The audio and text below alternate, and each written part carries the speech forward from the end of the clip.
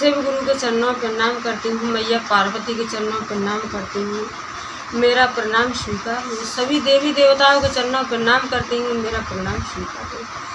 सभी गुरु बहन गुरु भाइयों को प्रणाम करती हूँ। मेरा प्रणाम स्वीकार हो। आइए बिन कुछ देर किए मैं आपको एक कथा सुनाने जा रही हूँ। एक बुढ़ा बुढ़िया थे। तो उनके तीन पुत्र थे। तो धीरे धीरे बच्चे तीनों शादी योग्य हो गए। तो पहले बड़े बेटे की शादी की, फिर दूसरे की शादी की। तो घर में बहू आ गई। बहू इतनी तेज थी कि जो बुढ़िया और बुढ़ा थे वो बेचारे दोनों शंकर भगवान के परम प्रिय भक्त थे। उनका नियम था कि सवेरे 4 बजे उठ करके अपना घर का काम काज कर लेना और अपने शंकर भगवान को नहलाना धुलाना। सबसे पहले उन्हीं को भोग लगाते थे, बाद में आप दोनों खाते थे। या नमक रोटी रहे या सब्जी रोटी रहे या फल रहे, कुछ भी रहे। दोनों पति पत्नियों का यही नियम था कि वो अपने खाने से पहले शंकर भगवान को भोग लगाते थे, उसके बाद में दोनों पति पत्नी खाते थे। तो इस बात से ना बहू थी, तो बहू दोनों चिढ़ती थी और कहती थी कि ये बुढ़ा बुढ़िया कुछ नहीं करते हैं और हरदम करते रहते ओम नमः शिवाय, ओम नमः शिवाय। शिव गुरु दया कीजिए, महादेव दया कीजिए। इस बात से दोनों बहुएं थीं वो चिढ़ती थी। धीरे धीरे समय के अनुसार जो छोटा वाला बेटा था उसकी भी शादी हो गई। तो उसकी पत्नी शंकर भगवान की परम प्रिय भक्त थी। तो जैसे वो घर में आई तो उसने अपने सास और ससुर को देखा कि जैसे मैं शंकर भगवान की परम प्रिय भक्त हूँ, ऐसे ही मेरे सास और ससुर मेरे को मिले हैं। तो बहू को बहुत खुशी हुई और जैसे अपने सास ससुर करते थे उसी तरीक़ा से अपना भी करती थी और दोनों की बहुत सेवा करती थी।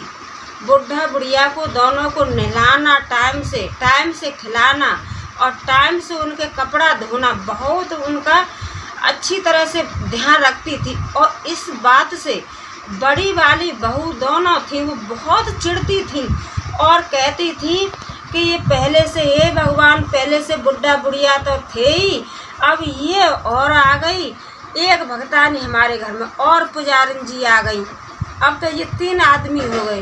तो कहने लगी बहू के हम नहीं रह सकते अब बुढ़ा बुढ़िया के साथ और छोटी वाली के साथ, ये तीनों को अलग कर दो और हम चारों को अलग कर दो।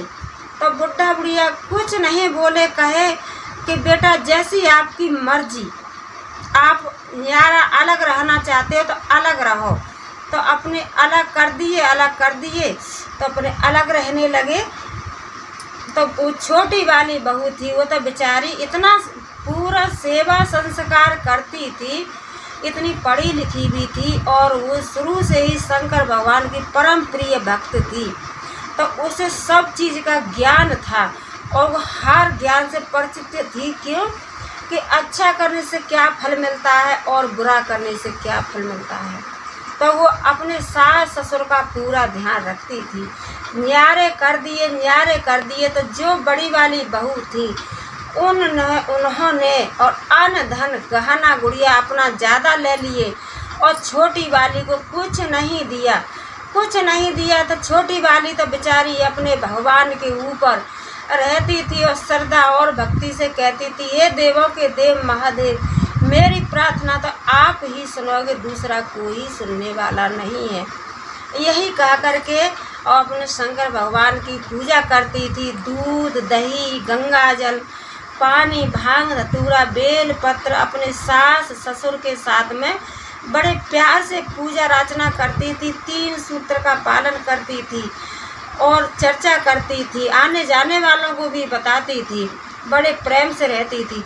धीरे धीरे क्या हुआ कि उनके दोनों के घर घटता गया और इसके पास देवों के देव महादेव की कृपा से अन्न धन गाड़ी घोड़ा कोई भी चीज़ का कमी नहीं रहा, कोई चीज़ का कमी नहीं रहा। और उन दोनों के पास धन संपत्ति कपड़ा लत्ता दिन पर दिन कम ही होता जा रहा था।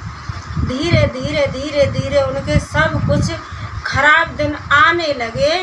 तो क्या हुआ कि आई छोटी वाली के पास और उससे माफ़ी मांगने लगी और अपने ससुर के और सास के पैर पकड़ लिए और कहने लगे, हे माताजी, हे पिताजी, हमें माफ़ कर दीजिए। और देवरानी से कहने लगे, देवरानी बहन हमें माफ़ कर दो, हम नहीं जानते थे कि भक्ति में इतनी शक्ति होती है, शंकर भगवान के अंदर इतनी शक्ति है कि आपके पास कुछ नहीं था और आज उनकी दया से, उनकी कृपा से कोई भी चीज़ का, अन्न धन गाड़ी घोड़ा कोई भी चीज़ का कमी नहीं रहा। तो यही कहते हैं कि जो श्रद्धा और भक्ति से देवों के देव महादेव की पूजा अर्चना जो करता है उसको कोई भी चीज़ का टेंशन नहीं रहती है। और देवों के देव महादेव रात दिन अपना दया बरसाते हैं और उनकी दया से सब कुछ खुश अच्छे रहते हैं। मेरी वीडियो को लाइक शेयर कमेंट सब्सक्राइब कीजिए और लास्ट में हर हर बोले ओम नमः शिवाय ज़रूर लिख दीजिए।